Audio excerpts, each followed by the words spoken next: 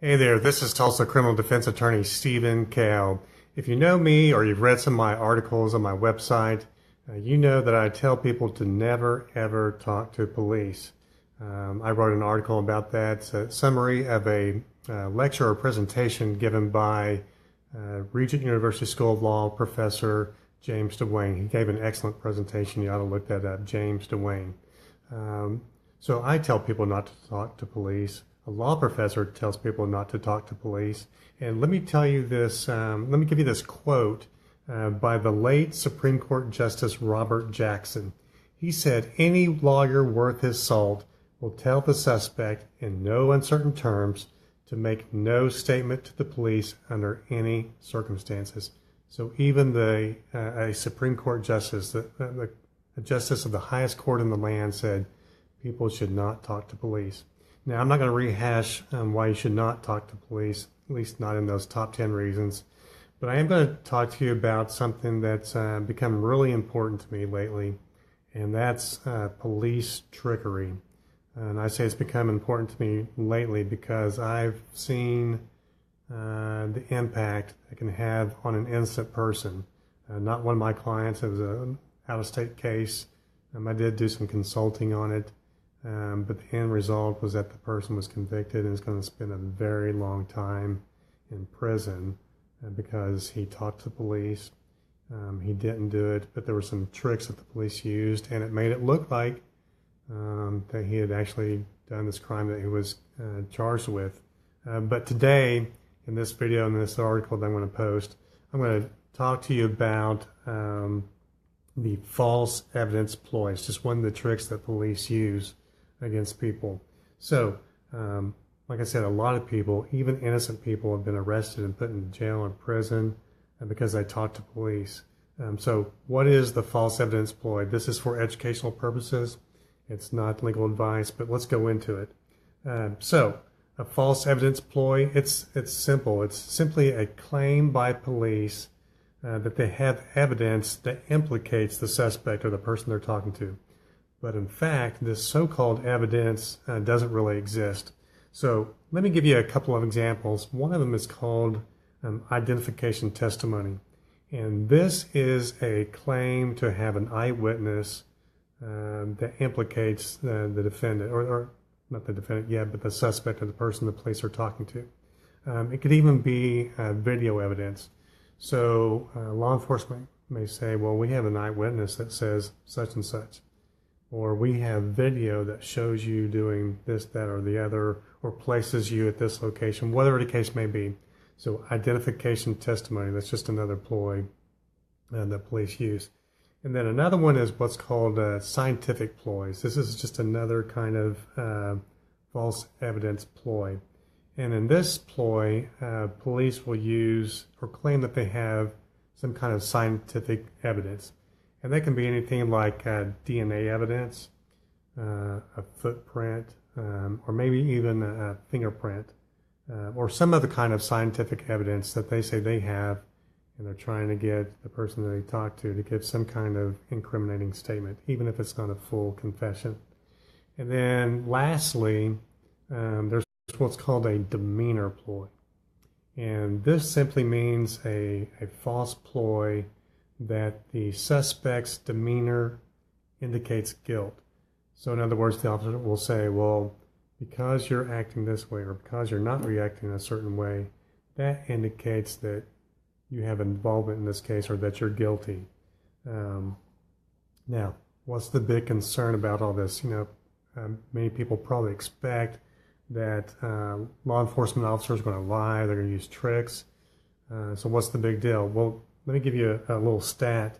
According to one study, 92% of U.S. and Canadian detectives use a false evidence ploy during their interrogations to get a suspect to confess. That's an incredible statistic. But here's the bigger deal. Studies have shown that false evidence ploys increase the likelihood of false confessions. Not genuine confessions, but false confessions. So false evidence ploys will increase the likelihood of a false confession. that's really dangerous, especially to somebody that's innocent. Now, research has also shown that false evidence ploys have been implicated in a vast majority of documented false confession cases. So false evidence ploys are really damaging, especially to the innocent. Now, how do jurors evaluate confession evidence, and how influential is a confession to jurors?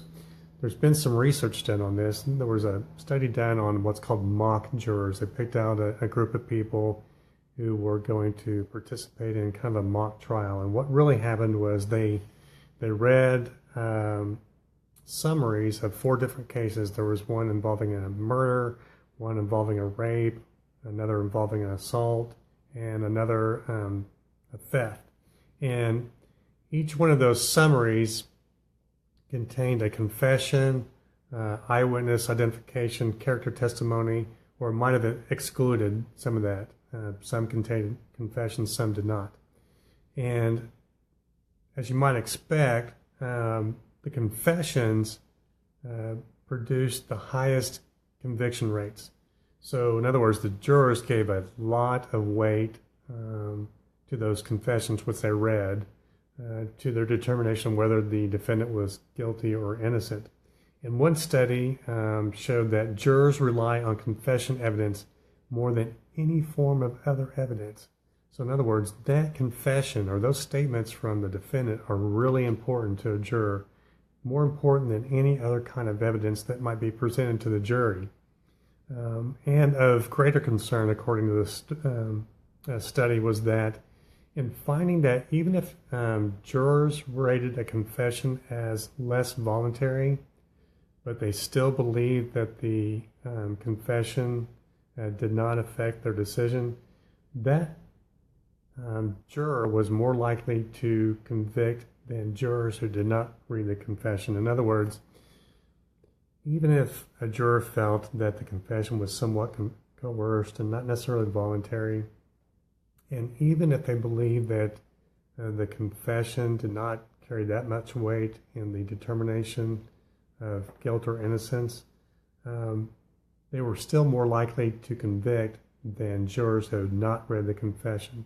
So, in other words, jurors give a lot of weight to confessions, even if they think they were not given voluntarily. Now, the thing is, jurors may not know a whole lot about police interrogation, and they may accept what's called the myth of psychological interrogation. What does that mean? The myth of psychological interrogation, according to one researcher, is the belief that people will not falsely confess unless they have some kind of mental illness, they have some kind of cognitive or mental limitations, or they've been tortured. In other words, people won't believe that people will confess falsely if it's against their own self-interest. In other words, one researcher has suggested 3 reasons why jurors find false confessions difficult to understand when there's no mental limitations or torture. The first is that although a few jurors understand the degree to which police interrogation is manipulative, many acknowledge that they know less than they should when they're asked to consider interrogation and confession evidence. In other words, they're just really not educated. They don't have a general knowledge of it. Maybe during trial they haven't been educated through an expert witness, so they know very little about interrogation techniques and false confessions and how those can be extracted. Secondly, these mock jurors in a study, they find it hard to believe that suspects would go against their own self-interest by confessing to something that they didn't really do. In other words, it's hard for them to wrap their mind around why someone would falsely confess to something that they wouldn't do. And then lastly, jurors in the study find it, because they find it hard for them to falsely confess. In other words, because they would never falsely confess no matter what, when there hasn't been any kind of torture or mental illness or things of that nature, they applied that same logic to their peers, and their peers in this case is going to be to a suspect. So because a juror would say, I could never falsely confess, therefore I don't see how this person on trial could falsely confess. That weighs in their mind and helps in their decision making. So, again, never talk to the police. Police will use tricks to deceive you, to try to get you to confess, even falsely confess.